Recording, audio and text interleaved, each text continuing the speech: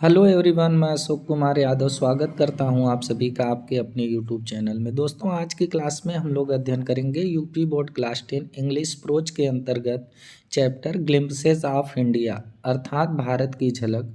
दोस्तों, इस चैप्टर के बारे में आप लोगों को पता होगा कि इस चैप्टर में हम लोग 3 राज्य के बारे में अध्ययन किए हैं, वहाँ की फेमस चीज़ों के बारे में जाने हैं। पहला हम लोगों का है ए बेकर फ्राम गोवा, सेकेंड था हम लोगों का कुर्ग और थर्ड था हम लोगों का टी फ्राम असम। तो आज की जो हम लोगों की क्लास है, आज की क्लास में हम लोग ए बेकर फ्राम गोवा के कुछ महत्वपूर्ण वेरी शॉर्ट इम्पॉर्टेंट क्वेश्चंस हैं और उसके आंसर हैं जिसका अध्ययन करेंगे। आज की क्लास आप लोगों को कई प्रकार से हेल्प करने वाली है, क्योंकि आज के क्लास में शॉर्ट क्वेश्चन और यहाँ से ये जो क्वेश्चंस हैं इससे आप लोगों का एमसीक्यूज भी बहुत अच्छे से तैयार होगा। और एमसीक्यूज के साथ साथ जो हम लोगों का पैसेज पर बेस्ड क्वेश्चंस हैं उसमें भी मैच करेगा। अगर पैसेज भी इसका पूछता है तो ये सब क्वेश्चन आपको पैसेज में भी बहुत हेल्प करेंगे। तो आइए कनेक्ट होते हैं आज के क्लास के पहले क्वेश्चन से और एक एक शब्द के अर्थ को देखते हुए पूरे क्वेश्चंस को और उसके आंसर्स को समझते हैं। तो देखिए, हम लोगों का पहला क्वेश्चन है, what are the elders in Goa nostalgic about. देखिए, इस क्वेश्चन को पहले समझ लीजिएगा। एल्डर्स मीन्स होते हैं बुजुर्ग। इन गोवा, गोवा में जो बुजुर्ग हैं वो नोस्टाल्जिक का मतलब होता है उदासीन होना या उदास होना। अबाउट मीन्स होता है बारे में, यानी कि जो गोवा के बुजुर्ग लोग हैं वह किस बारे में, किस चीज़ के बारे में बहुत उदासीन हैं। यहाँ से फिर से इसको समझिएगा कि वाट आर यानी क्या है या किस चीज़ के बारे में। द एल्डर्स जो बुजुर्ग हैं इन गोवा, गोवा में वो नोस्टाल्जिक हैं, उदासीन हैं अबाउट बारे में, यानी कि गोवा में जो बुजुर्ग हैं वह किस बारे में उदासीन हैं। क्यों, क्या ऐसी चीज़ें हैं जिसके बारे में सब बहुत उदास रहते हैं। तो देखिए, इसका करेक्ट आंसर होगा कि द एल्डर्स इन गोवा, जो गोवा में बुजुर्ग हैं, आर नोस्टाल्जिक वह उदासीन हैं अबाउट बारे में किसके, द पुर्तगीज जो वहाँ पर पुर्तगाली लोग थे उनके बारे में बहुत सोच सोच के, जो पुर्तगालियों का पुराना अच्छा दिन था उसके बारे में सोच करके बहुत उदास रहते हैं। एंड और दियर लोब्स ऑफ ब्रेड, और जो उनकी लोब्स ऑफ ब्रेड होती थी यानी जो डबल रोटी होती थी, उस डबल रोटी के बारे में भी सोच करके बहुत उदास रहते हैं। यानी इसके आंसर में हम लोगों ने देखा कि जो गोवा में बुजुर्ग लोग हैं वह पुर्तगालियों के पुराने अच्छे दिनों को और उनकी डबल रोटियों को याद करके बहुत उदासीन रहते हैं। तो इसका अर्थ यही हो जाएगा। अब देखिए, हम लोगों का सेकंड क्वेश्चन है, इसमें how do they remember it. How कैसे, डू दे मीन्स वे जो गोवा के बुजुर्ग लोग हैं, रिमेंबर मीन्स होता है याद करना, इट इसको, यानी गोवा के जो लोग हैं वह इसको कैसे याद करते हैं, जो पुर्तगालियों के दिन थे या डबल रोटी का जो दिन था उस दिन को कैसे याद करते हैं। तो देखिए, इसका आंसर होगा कि they remember about it. They remember means याद करना, दे मीन्स वे अबाउट इट इसके बारे में, यानी कि पुराने अच्छे दिनों के बारे में वे याद करते हैं। फॉन्डली का मतलब होता है सप्रेम, बहुत प्रेम पूर्वक, यानी जो गोवा के बुजुर्ग लोग हैं वह क्या करते हैं कि जो अच्छे पुराने दिन थे उसको बहुत प्रेम पूर्वक याद करते हैं। तो इस प्रकार से हम लोगों का ये भी क्वेश्चन कंप्लीट हुआ। अगला क्वेश्चन है हम लोगों का, what equipments do the Goa people still own there. देखिए, व्हाट मीन्स क्या, इक्विपमेंट्स मीन्स होता है सामग्री। कौन सी सामग्री, डू द गोवा पीपुल जो गोवा के लोग हैं, स्टिल अभी भी, ओन देयर उनकी खुद की है वहाँ पर, यानी गोवा में जो लोग हैं उनके पास अभी भी कौन सी ऐसी सामग्री है जो उनके पास अभी भी है, खुद की उनकी है। तो देखिए, कौन कौन सी सामग्री अभी गोवा के लोगों के पास अभी भी है। तो देखिए, they still have amongst them the mixtures. They still have उनके पास अभी भी, स्टिल अभी भी उनके पास है, उनके अमॉन्गस्ट है बीच में है, द मिक्सचर्स जो डबल रोटी बनाने के लिए मिक्सचर्स यूज किए जाते हैं वो भी अभी उनके पास है। द मोल्डर्स जो डबल रोटी को मोड़ने वाली मशीन थी वो भी अभी उनके पास है। एंड और टाइम टेस्टेड टाइम टेस्टेड का मतलब होता है समय की कसौटी पर परखी गई, और समय की कसौटी पर परखी गई फर्नेसेज भट्ठियाँ भी उनके पास हैं। एंड और दोज वे लोग हैं हूँ जो bake the loaves, bake means होता है सेकना और लोब्स मीन्स होता है डबल रोटी, और जो अभी डबल रोटी को सेकने वाले लोग भी हैं वे अभी गोवा में हैं, वहाँ पर उनके पास में हैं। यानी कि यहाँ पर इसके क्वेश्चन में हम लोगों ने देखा, जो इसका क्वेश्चन था कि गोवा के लोगों के पास अभी भी उनकी खुद की क्या क्या सामग्री है, तो उनके पास अभी भी डबल रोटी बनाने वाला जो मिक्सचर्स है वो है, डबल रोटी को मोड़ने वाला जो मोल्डर्स है वो भी है, और समय की कसौटी पर परखी गई भट्ठियाँ हैं, और अभी भी वहाँ पर जो है डबल रोटी को सेकने वाले लोग भी हैं। तो इस प्रकार से हम लोगों का ये भी क्वेश्चन कंप्लीट हुआ। अगला क्वेश्चन है हम लोगों का, what are those bakers known in Goa. बहुत इंपॉर्टेंट है, इसे याद रखिएगा। व्हाट आर, व्हाट मीन्स क्या, आर मीन्स है, दोज मीन्स वे, बेकर्स, बेकर किसको कहा गया है, जो डबल रोटी को बनाने वाले लोग होते हैं उनको बेकर कहा गया है। तो जो बेकर कहा जाता है, तो मतलब इसमें हमसे पूछ रहा है कि व्हाट आर क्या हैं दोज वे बेकर्स नोन जाने जाते हैं इन गोवा, गोवा में, यानी जो बेकर हैं उनको गोवा में अब किस नाम से जाना जाता है। नोन का मतलब होता है जाना, जानना, मतलब कि किस रूप में विख्यात है या किस रूप में जाने जाते हैं, ये हम कह सकते हैं। तो देखिए इसका करेक्ट आंसर होगा दोज बेकर्स, वे बेकर्स जो थे, आर नोन जाने जाते हैं, एज पेडर, पेडर के रूप में इन गोवा, गोवा में, यानी गोवा में जो बेकर थे, अब बेकर को किस नाम से लोग वहाँ पर जानते हैं, तो पेडर के नाम से जानते हैं। अब बेकर के नहीं बल्कि पेडर के नाम से जानते हैं। ये आप लोगों का बहुत इंपॉर्टेंट क्वेश्चन है, इसे याद रखिएगा। दोज बेकर्स वे डबल रोटी बनाने वाले, आर हैं नोन जाने जाते हैं, एज पेडर, पेडर के रूप में, इन गोवा, गोवा में। तो देखिए इस प्रकार से हमारा ये भी क्वेश्चन कंप्लीट हुआ। अगला क्वेश्चन है, what does the third and jingle of the traditional bakers bamboo indicate.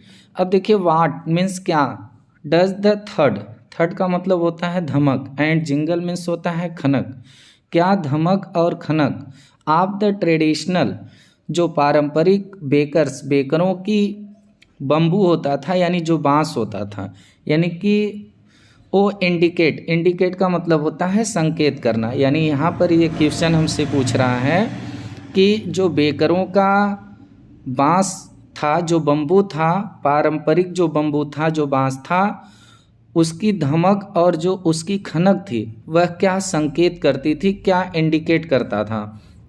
तो देखिए बांस का जो उन लोगों का था डंडा था, जो बांस था, पारंपरिक जो बांस था बेकरों का, उसकी धमक और उसकी खनक जो थी वो क्या इंडिकेट करती थी, क्या संकेत करती थी। तो इसका करेक्ट आंसर होगा इट इंडिकेट्स, यह संकेत करता है द अनाउंसमेंट, अनाउंसमेंट का मतलब होता है घोषणा, यह इस बात का संकेत करता है कि आप एराइवल, एराइवल का मतलब होता है पहुंचना, पहुंचने का, आप द बेकर, बेकरों का, इन द मॉर्निंग सुबह में, यानी कि जैसे ही बांस जो होता था उसकी धमक और खनक सुनाई देती थी लोगों को, तो ये इंडिकेट मिल जाता था लोगों को कि अब डबल रोटी को बेचने वाले लोग हमारे यहाँ आ गए हैं। तो ये आप लोगों का आंसर है। इसका अर्थ फिर से समझिएगा कि इट, यह इंडिकेट्स संकेत करता है द अनाउंसमेंट, इस बात का कि किस बात का, आप द अराइवल, अराइवल का मतलब होता है पहुँचना, यह पहुँचने की घोषणा को संकेत करता था, किसका, बेकर का, इन द मॉर्निंग सुबह में, यानी सुबह में जो बेकर का आना होता था, बेकर के आने का ही ये संकेत करता था, जो बांस की उनकी धमक और खनक होती थी। इससे पता चल जाता था कि बेकर जो है आ गए हैं डबल रोटी को बेचने वाले। देखिए अगला है हम लोगों का क्वेश्चन, व्हाट अनाउंसेज, क्या घोषणा, द अराइवल, पहुँचने का, ऑफ द बेकर, बेकरों का, इन गोवा, गोवा में, यानी गोवा में बेकरों के पहुंचने का की क्या घोषणा है या कैसे पता चलता है कि बेकर जो है गोवा में आ गए हैं। व्हाट अनाउंसेस क्या घोषित करता है या क्या घोषणा करता है, द अराइवल, पहुंचने का, ऑफ द बेकर, बेकरों का, इन गोवा, यानी गोवा में बेकरों के पहुंचने की कौन सी ऐसी चीज़ है जो घोषित कर देती है कि बेकर आ गए हैं। तो देखिए कैसे लोगों को पता चलता है, तो यहाँ से हो जाएगा इसका आंसर। देखिए इसका आंसर है हम लोगों का द थर्ड एंड जिंगल। जो थर्ड होती थी धमक होती थी, एंड जिंगल और जो खनक होती थी, आप द स्पेशली जो स्पेशली यानी विशेष रूप से मेड बनी थी बम्बू स्टाफ।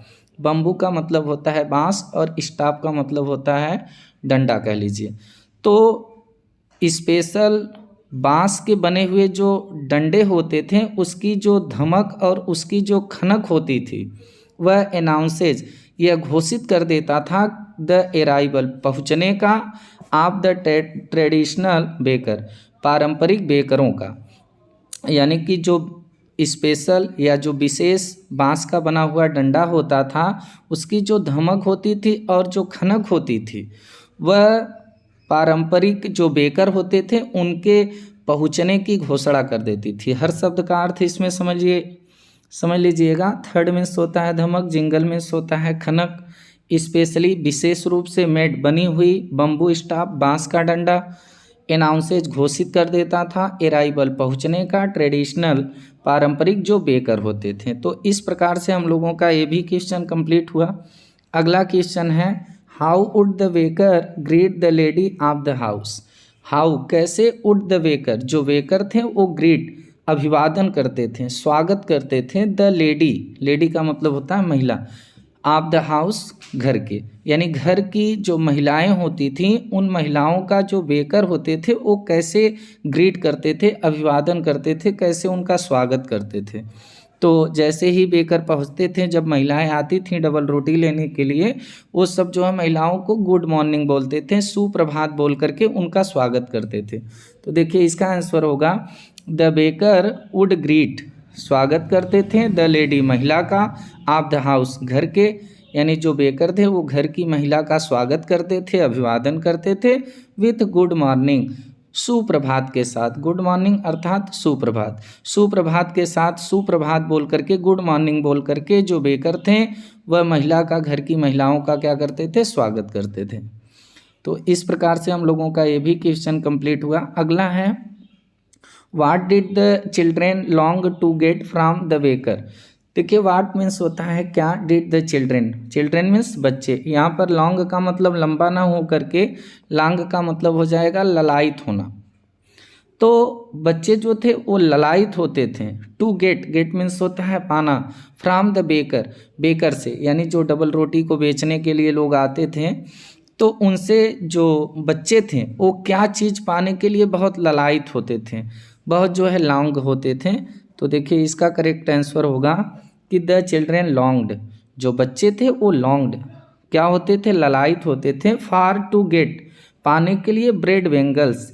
अब यहाँ पर ब्रेड वेंगल्स का मतलब डबल रोटी के जो छल्ले होते हैं, वेंगल्स मीन्स होता है छल्ला, तो जो डबल रोटी के छल्ले होते थे मतलब जो छल्ले टाइप की डबल रोटी होती थी उसको पाने के लिए जो है बच्चे बेकर से क्या होते थे, ललायित होते थे। तो यहाँ पर इसका अर्थ यही होगा कि द चिल्ड्रेन बच्चे लॉन्ग्ड ललायित होते थे, फार टू गेट पाने के लिए, ब्रेड वेंगल्स रोटी के छल्ले को, फ्रॉम द बेकर बेकर से। तो इस प्रकार से हम लोगों का ये भी क्वेश्चन कंप्लीट हुआ। देखिए अगला क्वेश्चन है what kind of the fragrance does the Athar still recall. अब व्हाट मीन्स किस, काइंड मीन्स प्रकार, किस प्रकार के ऑफ फ्रेग्रेंस, फ्रेग्रेंस का मतलब होता है सुगंध, महक, डज द अथर जो लेखक हैं स्टिल अभी भी रिकॉल करते हैं। रिकॉल का मतलब होता है याद करना, यानी किस प्रकार की सुगंध को जो अथर हैं वो लेखक जो हैं वो अभी भी याद करते हैं, किस प्रकार की सुगंध को लेखक अभी भी याद करते हैं, रिकॉल करते हैं। तो देखिए होगा कि द अथर जो लेखक हैं स्टिल अभी भी रिकॉल्स याद करते हैं द टिपिकल जो असामान्य फ्रेग्रेंस होती है, जो सुगंध होती है, of the bakers loaves bakers के जो लोब्स होते हैं, डबल रोटी होते हैं, उसकी सुगंध को अभी भी जो अथर हैं वो क्या करते हैं, याद करते हैं। तो देखिए इसका आंसर होगा कि द अथर लेखक स्टिल अभी भी रिकॉल से याद करते हैं द टिपिकल असमान फ्रेग्रेंस माने सुगंध को, महक को, ऑफ द बेकर्स लोब्स बेकरों के डबल रोटी की। यानी बेकरों की जो डबल रोटी होती है उसकी असामान्य जो महक होती है उस महक को लेखक अभी भी याद करते हैं, रिकॉल करते हैं। देखिए अगला क्वेश्चन है हम लोगों का, what kind of dress the कबाई was. देखिए यहाँ पर कबाई रहेगा, आप लोग पढ़े हैं, आप लोगों को पता भी होगा कि जो बेकर ड्रेस पहनते थे उस ड्रेस को कबाई कहते थे। तो व्हाट काइंड, व्हाट मीन्स क्या या किस, काइंड मीन्स होता है प्रकार, ऑफ ड्रेस, ड्रेस मीन्स होता है पोशाक, यानी किस प्रकार का पोशाक। द कबाई वाज, कबाइयों का था, जो कबाई थे, जो कबाई था, नहीं ये जो बेकर थे जिस ड्रेस को पहनते थे उस ड्रेस को कबाई कहा जाता था। तो जो बेकर थे जो ड्रेस पहनते थे, जो कबाई उनका ड्रेस था, वह ड्रेस किस प्रकार का था, कैसा था। तो देखिए इसका करेक्ट आंसर होगा ए सिंगल पीस। ये जो कबाई होता था, जिस ड्रेस को लोग पहनते थे बेकर, उसको कबाई कहते थे। तो जो कबाई था वो किस प्रकार का ड्रेस था, किस प्रकार का पोशाक था, तो a single piece, a single piece होता था, ये एकमात्र टुकड़ा होता था। लॉन्ग फ्रॉक, लॉन्ग मीन्स होता है लंबा और फ्रॉक का मतलब यहाँ पर कुर्ती कह लीजिए। तो ये जो कबाई ड्रेस होता था वह एक लंबी कुर्ती होती थी जो रीचिंग पहुँचती थी डाउन नीचे, टू द नीज, नीज का मतलब होता है घुटने, जो उनके घुटने तक पहुँचती थी। यानी यहाँ पर कहने का मतलब हो जाएगा कि ये जो कबाई ड्रेस उनका था वह एक लंबी कुर्ती होती थी, एक लंबी कुर्ती होती थी जो उनके घुटनों के नीचे तक पहुंचती थी। तो इस प्रकार का वो सब ड्रेस पहन करके डबल रोटी को बेचने आते थे। तो उसी ड्रेस को कबाई भी कहा जाता था। और कबाई किस प्रकार का ड्रेस था, तो जो कबाई था वह एक सिंगल पीस होता था, लंबी कुर्ती का, जो उनके घुटनों के नीचे तक क्या करता था, पहुंचता था। अब देखिए अगला क्वेश्चन है हम लोगों का, when did the bakers collect his bill. अब व्हेन मीन्स कब, डिड द बेकर, जो डबल रोटी बनाने वाले लोग थे, बेचने वाले लोग थे, वो कलेक्ट करते थे हिज बिल्स, अपनी जो बिल होती थी, यानी डबल रोटी को जो बेचते थे उसका जो पैसा होता था, बिल होता था, उसको कब वो कलेक्ट करते थे। तो देखिए कब कलेक्ट करते थे, द बेकर्स, जो बेकर थे वो कलेक्टेड, एकत्रित करते थे, हिज बिल्स, अपनी राशि को, अपने पैसे को कलेक्ट करते थे, एट द एंड, अंत में, एंड मीन्स होता है अंत, of the month, month means होता है महीना, यानी जो बेकर होते थे वह महीने के अंत में अपनी बिल को, अपनी राशि को जो बेचे रहते थे उसको कलेक्ट करते थे। मतलब डेली पैसे नहीं लेते थे ये सब, महीने का जब अंत होता था तो ये सब अपनी पूरी बिल को कलेक्ट करते थे। अगला question, how were the monthly accounts of the bakers recorded. अब देखिए हाउ मीन्स कैसे, वेयर मीन्स थे, द मंथली अकाउंट, जो महीने का अकाउंट्स था, लेखा जोखा था, ऑफ द बेकर, बेकर का, वो रिकॉर्डेड, रिकॉर्डेड का मतलब होता है लिखा जाना या अंकित किया जाना। तो जो बेकर थे वह महीने का जो हिसाब किताब होता था उसको कैसे, लेखा जोखा जो होता था, अकाउंट्स जो होता था, उसको कैसे अंकित करते थे। तो आप लोगों को पता होगा कि ये कलम से, किसी कॉपी पर अपना हिसाब किताब नहीं करते थे, अपने अकाउंट्स को रिकॉर्ड नहीं करते थे, बल्कि द मंथली अकाउंट्स, जो इन लोगों का मंथली, महीने का अकाउंट्स होता था, लेखा जोखा होता था, उसको रिकॉर्डेड, अंकित कर देते थे, लिख देते थे, ऑन सम वाल, सम माने कुछ, वाल मीन्स होता है दीवार, दीवार पर इन पेंसिल, पेंसिल से, यानी कि जो बेकर होते थे वह क्या करते थे कि अपना हिसाब किताब, जो बेकर होते थे वह अपना हिसाब किताब जो है वह क्या करते थे कि कुछ दीवार पर पेंसिल के साथ क्या करते थे, लिख देते थे। तो इस प्रकार से इस जो हम लोगों का था ए बेकर फ्रॉम गोवा, तो इसमें जो इम्पोर्टेंट, वेरी इंपॉर्टेंट और वेरी शार्ट जो क्वेश्चन था उसके आंसर को हम लोगों ने देखा। बाकी के जो क्वेश्चंस हैं उसके आंसर हैं अगले पार्ट में कराएंगे। तो आज के लिए बस इतना ही, आप लोगों से फिर मुलाकात होगी।